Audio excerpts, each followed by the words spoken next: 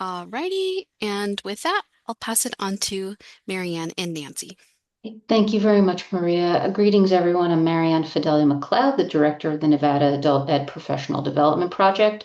I am very, very pleased to be here today and to be able for this project to provide this webinar that will be conducted by my two colleagues from the American Institutes for Research, Kristin Kelley and Trent Sharp. And I'll be handing off to you, Kristin, in just a moment to get us started in terms of our subject matter for the day. I'm going to invite everyone. I see many names that I know, some I don't. So if you wouldn't mind in our chat saying what program you're from, what office you're from, what department you're from, so that our facilitators and we can know more about you as we go through today's session. I am very pleased to hand off to our Adult Education Director, Nancy Olson, to ring the bell for today's session. Thank you very much, Marianne. Yes, I'm really thrilled to see that we have a lot of our partners on this call. So thank you very much for joining us. Some of you may have seen some of this information before. Ariana, Florence, and I have tried to do our best to present some of the information that Kristin and Trent were able to provide for us. But I know that you'll be able to get much more out of it from Kristin and Trent because they are the architects, I suppose, of this. So with that, I will turn it back over to Marianne to get things started. Thank you. And thank you very much, Nancy. I appreciate your leadership in getting this research done and for spearheading the effort. So with that, I will hand it to you, Kristin and Trent. And again, thank you very much for the work you've done to develop the report, which will be posted to our website along with a recording of this webinar. So take it away, Kristin and Trent. Hello, everyone. I am so glad to be with you today. I am Kristin Kelley. I earned my PhD in sociology in 2021 and joined AIR in 2023. Since then, I have specialized in workforce data analysis for state, federal, and nonprofit clients with an emphasis on adult learners, English language learners, and childcare subsidy recipients. In my research, I strive to produce evidence-based, actionable insights for all audiences. And now I'm going to turn it over to my colleague, Trent Sharp, who is going to introduce himself and this study.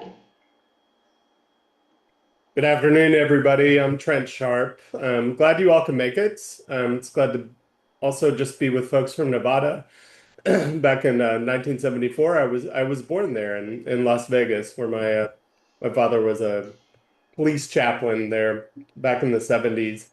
So I was always glad to get to be back with folks from your fine state. I'm a principal consultant at AIR, where I get to spend most of my time working on education to workforce trajectories, which in this case includes really thinking about the impact of adult education on the folks who engage with it in Nevada.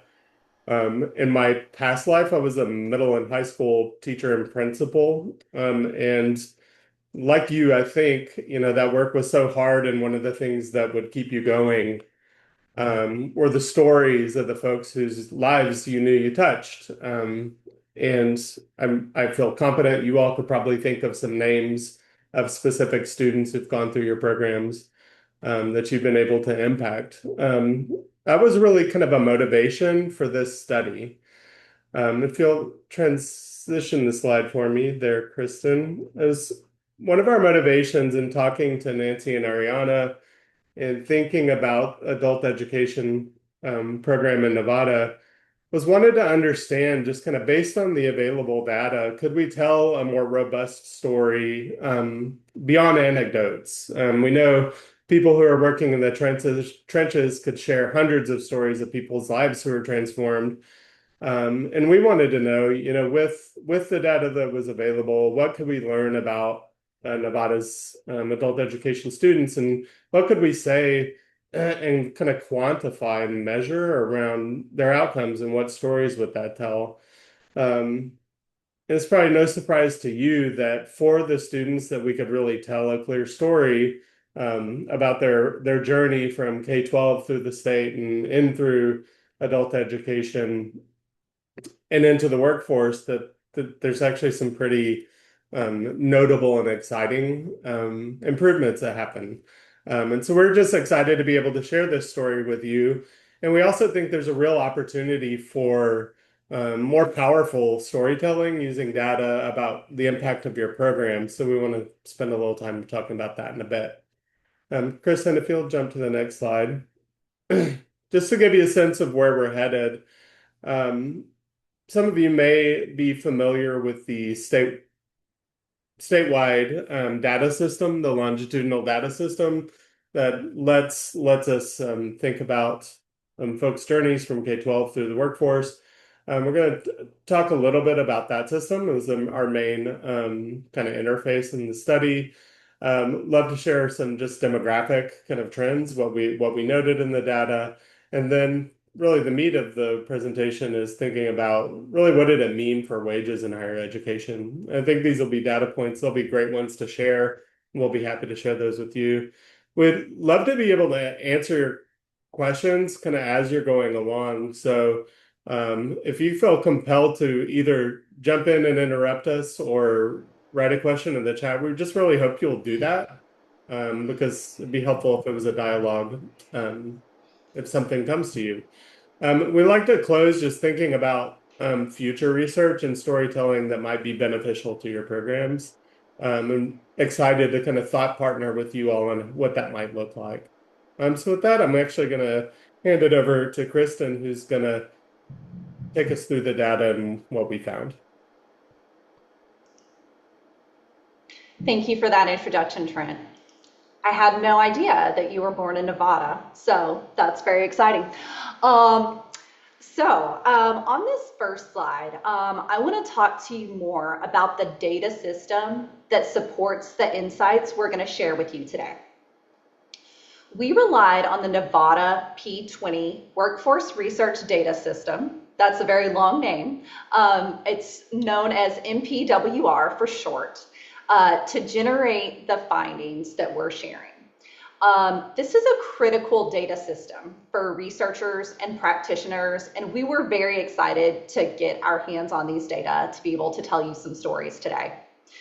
By combining education and workforce data, it allows us to better understand how Nevadans' demographic backgrounds, how their early and secondary educational experiences shape their enrollment and completion of higher education and their workforce outcomes. So in short, we're putting all of that great education and workforce data together. This data system is funded by the U.S. Department of Education's statewide longitudinal data systems grant program, also called SLDS. We're able to share valuable insights with you today because of this partnership between multiple Nevadan departments, including K through 12 education, adult education, universities and colleges, and the Department of Employment, Training, and Rehabilitation, as well as the state agencies that ensure these data are merged and that participants' identities are protected. So that was a lot of words. I hope this is like the most technical slide you're going to see today. We think this is going to be a super valuable data system, not just for today, but also for future research. And I also just want to say, I want to reiterate what Trent said. If people have questions or you need clarification or you just want to jump in, feel free to raise your hand or put any questions in the chat.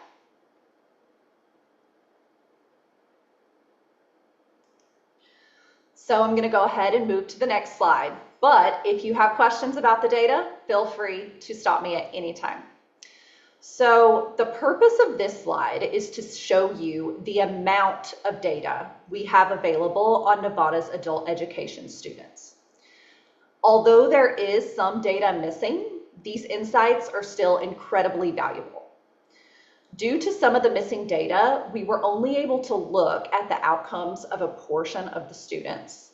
But those students we were able to look at we're going to be able to tell some great success stories about how adult education is shaping their outcomes. The data system held nearly 25,000 adult education students. Our time frame was anybody who started adult education between 2017 and 2024. Of these students, almost 22,000 had exit dates in the system. That means they had been inactive for 90 days. One thing we don't know for sure is whether they had completed their program or whether they had been inactive and thus did not complete. For each outcome, we had complete data for about 6 to 9% of the total population of adult education students. So what happens is the 25,000 records for the adult education students are joined with data from the workforce system and data from higher education and the K through 12 education systems.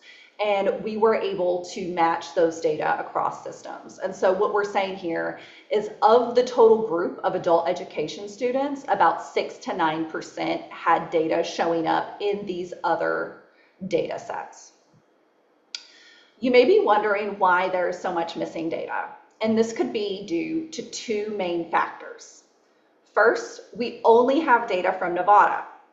If students attended school or college in another state or in another country, their information won't be represented in our analysis of education and workforce outcomes.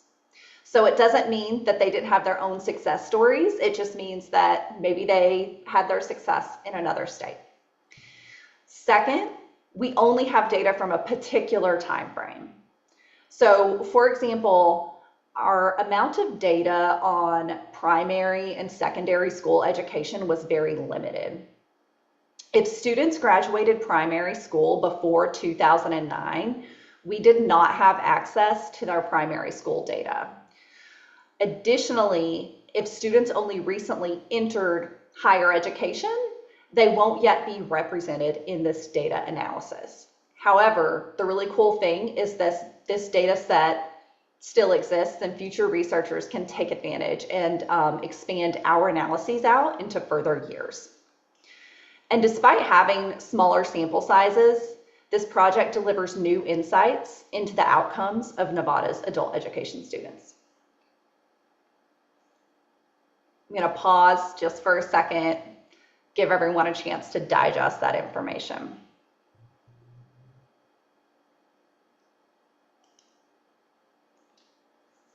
So, what about the Nevada adult education students?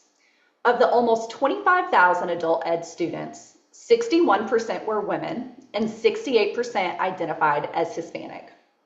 The average age of these students was 38 years old, and from start to end, the average time in an adult education program was 86 days.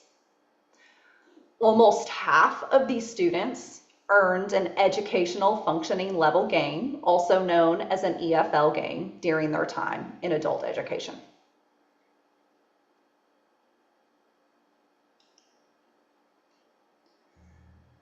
Now that I've told you a little bit about who these students are, I want to start to share their success stories with you. On the previous slide, I shared that almost half of the participants during the time frame of this study gained an EFL. This slide shows that over time, the percentage of students that earned an EFL had increased over time. So you'll see that in 2018, about 1/3 of the students that exited adult education earned an educational functioning level, while over half of the students that exited in 2024 gained an educational functioning level. One thing I want to note here is the analyses that supported today's presentation were completed last year. And so I know there has been some more recent stats come out on EFLs, and I do believe they have continued to increase over time. And I think that's a really cool story here, is that you can see that not only are people earning functioning levels, but this has increased over time.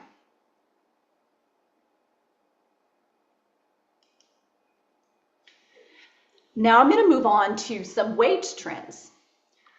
So EFL gains also appear to shape the wage growth of adult education students.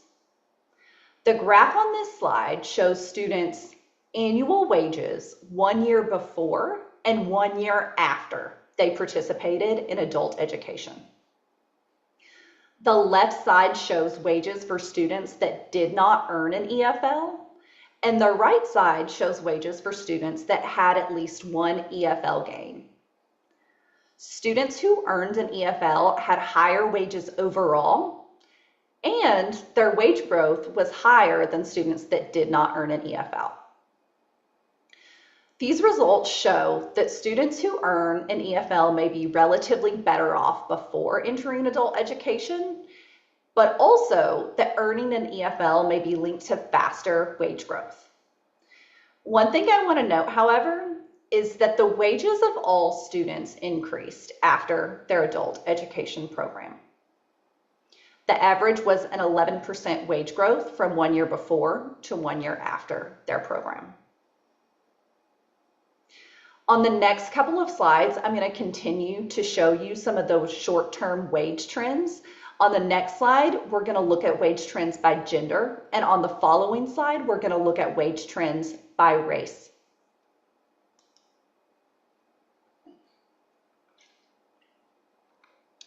So for this study, we also explored whether different groups of students had different levels of success following adult education.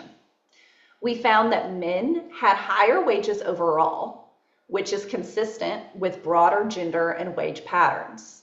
Importantly, however, we found that both women's and men's wages increased after adult education. This suggests that adult education can help both groups.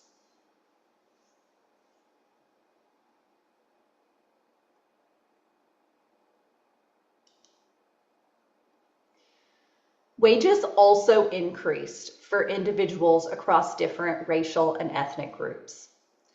There is a lot of variability in the wages across groups. However, the sample size of some of these groups is very small. We only had complete wage data for about 2,300 adult education participants, so the overall wages may not represent everyone in these groups. That being said, we believe the finding that adult education is associated with wage growth for each group is promising and tells us that adult education has the potential to help anyone.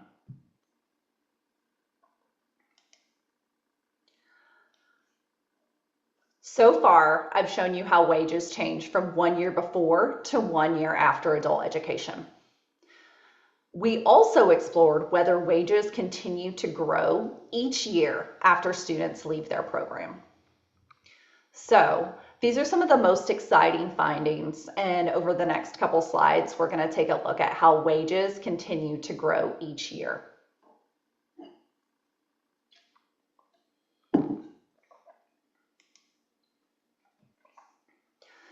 On this slide, we show students' baseline wages followed by their average annual wages each year following adult education.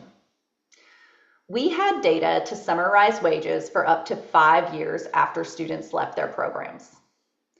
These results are very promising. Wages grew by 33% from baseline to 5 years after students exited.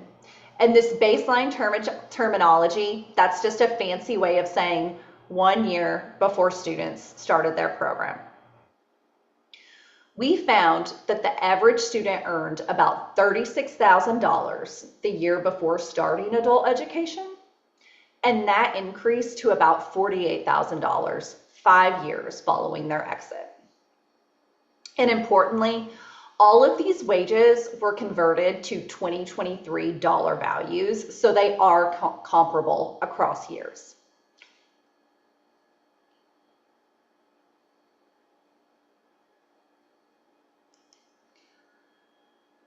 One important thing to consider is how students' wages compared to other adults in Nevada. The average student earned about $23 per hour 5 years after their adult education program. That's about $1.40 more than the average adult earns in Nevada, according to the BLS labor statistics in 2023. And you'll see that represented on the bar graph in the first two bars. This slide shows you the same graph, but I'm highlighting a different comparison. Another way to think about economic well-being is to consider adult ed students' wages relative to a living wage. According to the MIT Living Wage Calculator, the average single adult needs to earn about $22.50 per hour to meet their basic needs in Nevada. We found that Nevada adult ed students earn slightly more than that 5 years after their exit. These results suggest that adult education may help individuals earn wages comparable to their peers or even wages higher than their peers. Ideally, we would have data on students' household income so that we could be more accurate when we're assessing whether they're earning a living wage. And that's one of the things we want to bring up at the end of this presentation.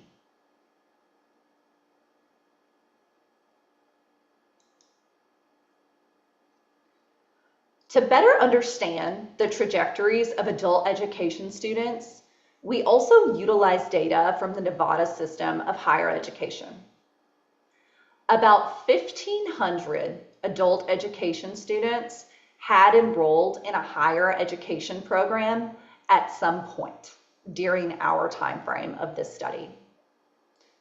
We found that about 400 of these students had enrolled in higher ed before they ever started adult education. But over 1,000 students enrolled during or after their adult ed programs. These findings suggest that adult ed may be a pathway to higher ed for some students. And as of the third quarter of 2022, 315 adult education students had earned a certificate or degree. This number may have increased since then.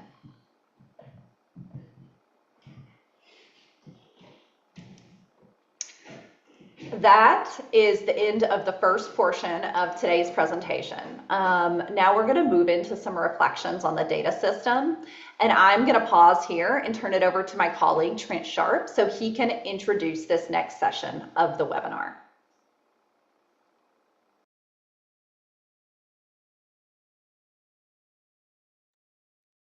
Thanks, Kristin.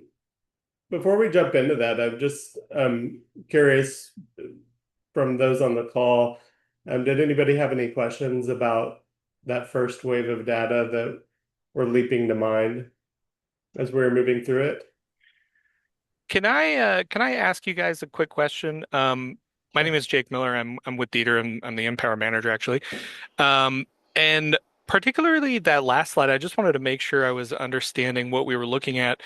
Are we saying there that the average adult wage here is below the MIT determined living wage, like across all sort of backgrounds, education, experience, the average is below? Hi, Jake. I will take this question. And also, it's really exciting to have you here at today's webinar. So thanks for being here today. So this is a simplification of the story that we could tell, but we do think it's valuable. So the way that we calculated these wages, the very first bar here, you're seeing this is the hourly wage of a Nevada adult education student 5 years after they exited their program. And so that is actually slightly higher than both the average wage of an adult in Nevada. This is across all occupations and industries, so that's what I mean by it's a big simplification, but it is our comparison point here.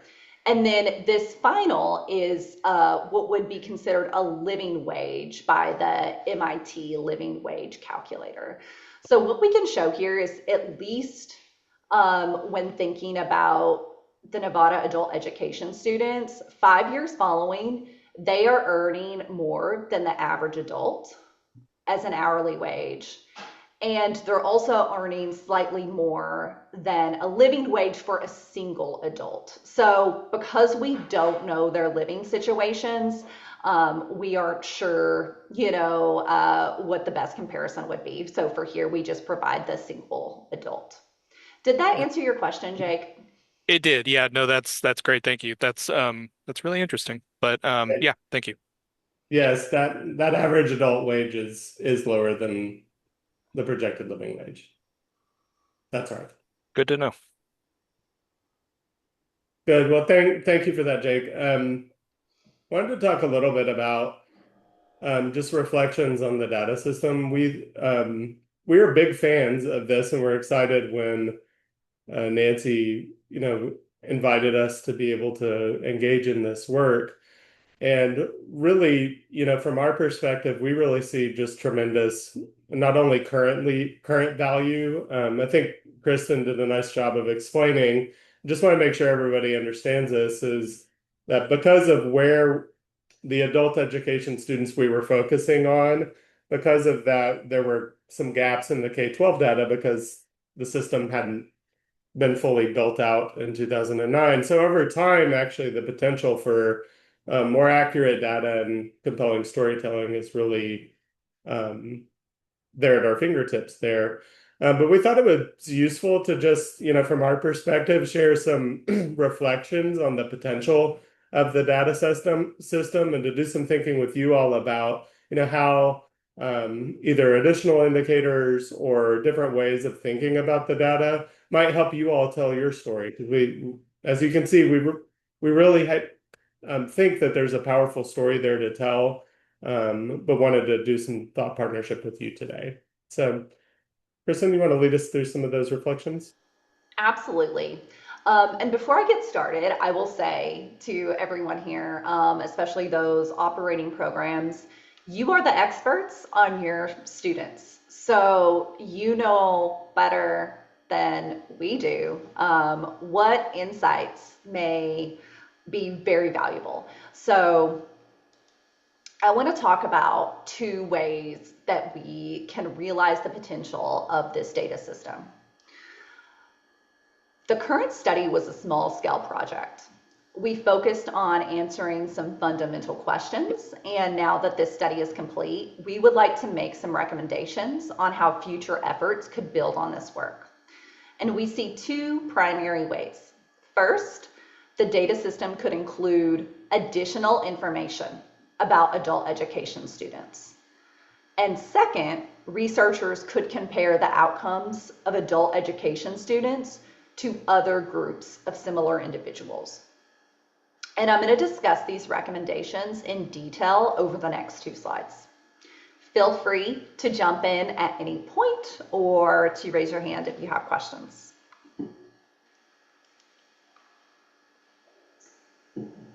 So first, with some additional data points, we could provide even more insights into how program experiences shape outcomes. It is possible that you are already collecting some of these data and that they aren't yet a part of the larger data system that is available to researchers. So if that's the case, I would love to hear from you. First, the current data set does not provide information on students' program types or details on whether they were enrolled in more than one program. Nevada's adult education system offers different programs, including ESL, high school certificates, job skills, and pre-citizenship literacy programs, among others. And if providers collected and shared these data, researchers could explore outcomes based on program type. And I want to reiterate here that I expect that many program operators are collecting these data to some extent, but we are not yet seeing them show up in the data system. Second, In the current study, we were able to explore how many students had educational functioning level gains, and we showed that those gains are associated with higher wages. In future studies, researchers could explore whether different types of skills gains are associated with different wage outcomes.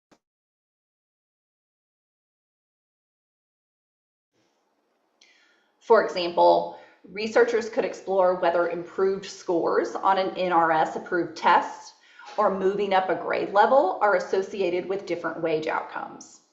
Another way of saying that is, are students who are performing better in the classroom, is that also associated with higher wages after they leave adult education? Another way to think about it is, which students are performing better in the classroom? Are students with certain demographic backgrounds more likely to increase their scores on certain tests? Third, the current data set provides students' exit dates, but it isn't clear whether students completed their programs or not. We only know that they were inactive in the system for 90 days. If we were able to say whether they had completed, researchers could explore whether students who completed had larger wage increases than students who did not complete, and that would help us tell a more powerful story about the impact of adult education. Relatedly, you could also then explore associations between who is completing their programs and who isn't, which could provide insights into any needs of certain groups of students. Finally, it would be useful to know how many people resided in students' households and their household income. With this information, we could better estimate whether students are earning a living wage when they exit their adult ed programs. That was a lot of information. I just threw at all of you. These were some of my thoughts as I was working with the data to develop the insights that you saw today. But again, you all are the program experts, so we're very interested in hearing what would be helpful for you. And my last point about future research is about the potential for what we call a causal analysis or an impact study. So one way to expand the scope of future research is researchers would need to compare adult education students' outcomes to a group of similar adults in Nevada. In the current study, we explored wage patterns before and after adult education. However, we can't definitively say yet whether adult education caused any wage increases. Future researchers could identify a similar population of adults that didn't enroll in adult education and track their wages over time.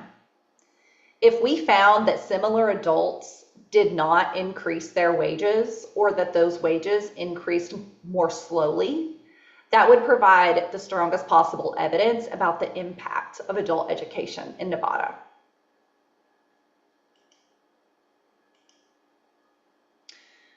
And now we would like to hear from you all. So we've just reflected on the potential of the data system, the NPWR data system. And we have a couple of questions that we wanted to share with you all. First, to improve student learning, what questions do you want answered? We think that we told a valuable story today, but we're also very interested in what questions you didn't see answered today. What information are you collecting, perhaps at student intake or exit, that helps you improve your services for students? Is there information you do not have that would help you improve services? And I already see Nancy has a question. And I'm just gonna quit talking at this point. This is what I'm gonna say about this slide. Is just that we have 4 questions. You don't need to answer them in any order. They hopefully are thought-provoking, and we're interested in what you have to say. And Nancy, are you still here? Yes. Okay, great. Thank you. I just wanted to mention that today we have a lot of our colleagues from the Department of Employment Training and Rehabilitation, as well as the Department of Social Services. Um, and and Mike, is that correct? Social services or support services? You changed names on me, so. Yeah, social services. Thank you. Okay. We do have a couple of individuals from our local adult education programs, but I just wanted to let you know that, a lot of the people that are in attendance don't necessarily work directly with students. So just wanted to mention that. But I would say that you could probably look at this as in regards to your participants. That's an excellent point, Nancy. And I don't want to miss anyone out there. I'm sure those of you who are representing other systems also have an equally valuable and unique viewpoint, especially those of you who are working directly with these data systems.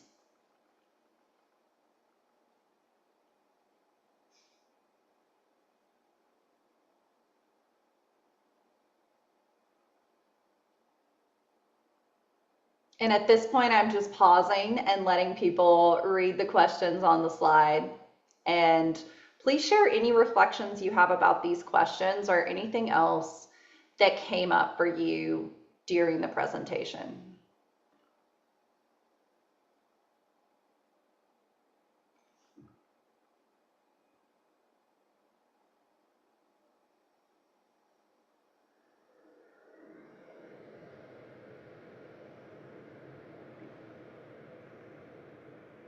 Kristin, there's a question in the chat from Jake. Is there data that wasn't found in the MPWR that could potentially be added to the system to improve research like this in the future?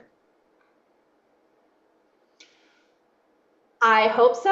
I have a suspicion, and that is also is Ariana on? Are you with us today? Yes, hello. I think that that's a conversation that I would love to hear, like Nancy, Ariana, um, Jake. I think I'm betting that some of this data is being collected. For example, I said the thing about exit dates. I know students exit dates, but what I couldn't see from the data system is whether they completed a program or not. They were just inactive. And there are little things like that that I am guessing are being collected, but are not necessarily showing up in NPWR. Do y'all have any thoughts on that? And yeah, sorry, I not exactly sure about all of the data that you're talking about. We would have to sort of look individually, and it might also depend by program. Some programs may be consistently recording it a certain way versus others, depending on if the fields are editable in any way. So it depends on how they're collecting that. But there may be enough information there to draw some sort of story as well. And some of the other data that you were talking about, I'm not quite sure if there's anything in the DMV connection that we used to have that we are thinking about potentially having again. I don't know if Jake has any updates on that, but some potential connections again there with some individuals to see what happened in their journey. The DMV data would allow us to match more students, more participants. So that is an advantage that we had a couple of years ago that then went away for a year or so. We're hoping to have it back by the time we do our data match this fall. And as far as the completion, strangely enough, I think because of the nature of adult education, we don't necessarily have one measure that says completed. There is a way for the programs to mark completed, but typically it isn't collected. It isn't, it's not something that we report federally, and we tend to collect what we report federally. But again, differs per program, and there are some ways of like left, never attended, completed. There are some that do that. So it depends. We can find out from all the programs to see what they collect, and also see what we provided to Empower. And if we haven't provided it to them before, we can definitely discuss for the next upgrade. We can also put some specific policy in place around collecting that so that it is more consistent, even though we don't report that federally. And just in case you didn't notice, Ariana's in here under me. She's Nancy Olson too today. Oh, I hadn't realized I showed up as Nancy. Yeah, and just to everyone on the call, our experience was so positive working with the folks who maintained the data system. So we kind of walked away with a real sense that there was a real culture of wanting to optimize what could be done. And I think after spending time with you all's data in the adult education system, and you really seeing these kind of bumps from 31% to, I think Nancy said 57% of folks gaining a functional level, and what that means for wages, real wage increases, that being able to dial in programmatic data to understand what's having the biggest bang for the buck, that feels like a real opportunity to kind of deepen the understanding of the systemic improvement. And certainly it seems like an interesting opportunity too, to maybe brainstorm with some of the other adjacent social service agencies around the kinds of data that might be informing, their work as well. So we just saw a lot of exciting possibilities to tell really compelling stories here, and that it seems like you really have a compelling story to tell. Thank you so much for helping us tell it. So Kristin and Trent, Nancy, Jake, I've been scanning the chat. I don't believe there is. Maybe we have a late breaking question. Just as I was about to move us on, perhaps data on what occupational categories post-adult ed students are employed in. Thank you, Margaret. And we do have some time. I don't want to cut anyone off. So please, if you are, Kristin, give folks another few seconds, minute, whatever we need to consider any response you have to this presentation, the excellent work that was conducted, Trent and Kristin, over many months to produce the report. You will all see that I included a link to the Nevada Adult Ed Professional Development website. This webinar, along with the report, along with, I believe, a PDF of the presentation slides, will be posted. Nancy, I will be sure to send you a direct link to that page once it's all put together so you can send to our partners. But I would encourage everyone to visit. If you go to the homepage, you will see student success stories. And there you will hear firsthand from Nevada adult learners who have completed their adult education programs, how it's impacted their life, what they're currently doing in terms of their work, their career, and their life as family leaders and community members. And that's the firsthand story from the adult learners themselves, which I think is a great companion to this very compelling research and the findings you presented today, Kristin and Trent. So please do take a look at the website. Kristin and Trent, I think this is if I'm not mistaken, this is your last slide. Is there anything you want to add based on the discussion so far? I just want to thank everyone for your time today. Thank you for being here. Thank you for providing us an opportunity to facilitate this conversation. I love data. I think this is really exciting. And I totally agree with what Marianne said. This, but also those student success stories combined, that's the story that we want to be telling. Kristin. And Nancy, as always, I would love to hand this off to you to close us out. And again, thank you for your leadership in seeing through this research effort, and of course, the continuation and support for the Professional Development Project and all of our adult ed programs. So Nancy, over to you. Thank you. And I want to give a great deal of credit to our local programs and the hard work that they do, as well as American Institutes for Research for the professional development. I strongly believe that that plays a huge part in that difference between 31% and 57% educational functioning level gains. So we could not do it without them. I do want to mention that one of the things that was brought up was about the occupational categories that adult education students go into. And it's difficult with the employment data because it gives like an industry cluster, but it doesn't narrow it down to specific occupations. For instance, you could have somebody working at the hospital and it will come up as in the healthcare cluster, but they may be in housekeeping or they may be in the cafeteria. So we're kind of limited on that, but I do think that we might be able to include more data on the integrated education and training that is concurrent enrollment with post-secondary education and adult education. We've not included that data